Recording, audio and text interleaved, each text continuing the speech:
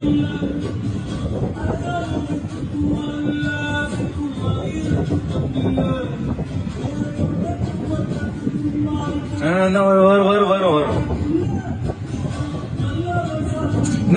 வந்துட்டு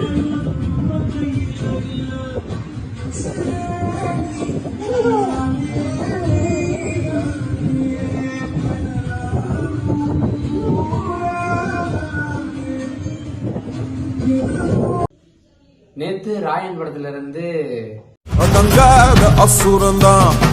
பாட்டு வந்து ரிலீஸ் ஆயிருச்சு. அடங்காத அசுரம் தான் அந்த பாட்டு ரிலீஸ் ஆயிருச்சு. இந்த பாடியோ லான்ச்லயே வந்து இந்த பாட்டு பெரிய இம்பாக்ட் கிரியேட் பண்ணுங்கிற மாதிரியே இருந்துச்சு. தியேட்டர் ரிலீஸ் ஆகும் பொழுது அந்த பாட்டோட வரிகளும் சரி, குறிப்பா ஏஆர் ரஹ்மான் சார் பாடுற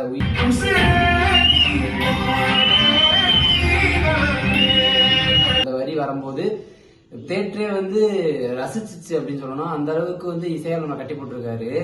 1992 தொடங்கி இப்ப வரைக்கும் 30 வருஷமா சினிமால இருக்காரு. ஏதாவது ஒரு புது விதமான வந்து கொடுத்துட்டே இருக்காரு. சொல்லப்போனா 3 டிகேடு அப்படி வருடங்களா பயணிச்சோம். இன்னும் அவரோட இசை வந்து குறையல. அதுக்கு எடுத்துக்காட்டாக தான் அந்த வீடியோ வந்து தோணுச்சு. அந்த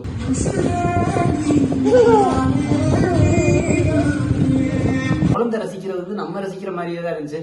நம்மளுமே இதே மாதிரி தான் ரசிக்கிறோம். அந்த சின்ன குழந்தை விவரம் அந்த குழந்தைய கூட இசையால கட்டி போட முடியும்னா அது ஏஆர் ரஹ்மானால தான் முடியும் அப்படின்னு தோணுச்சு.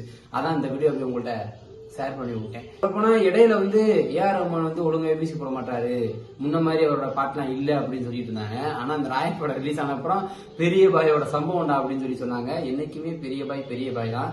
அவரு தனுஷ் சார் கூட ஒரு இன்டர்வியூ சொல்லியிருந்தாரு, இந்த மாதிரி ஒரு பாட்டு போட்டுக்கோங்க, இந்த மாதிரி ஒரு பாட்டு போட்டுக்கோங்கன்னு அவர்கிட்ட கேட்கும்போது இல்ல இது மாதிரி பண்ணியாச்சு, நம்ம வேற ஸ்டைல பண்ணுவோம் புதுசா தேடுவாராம்.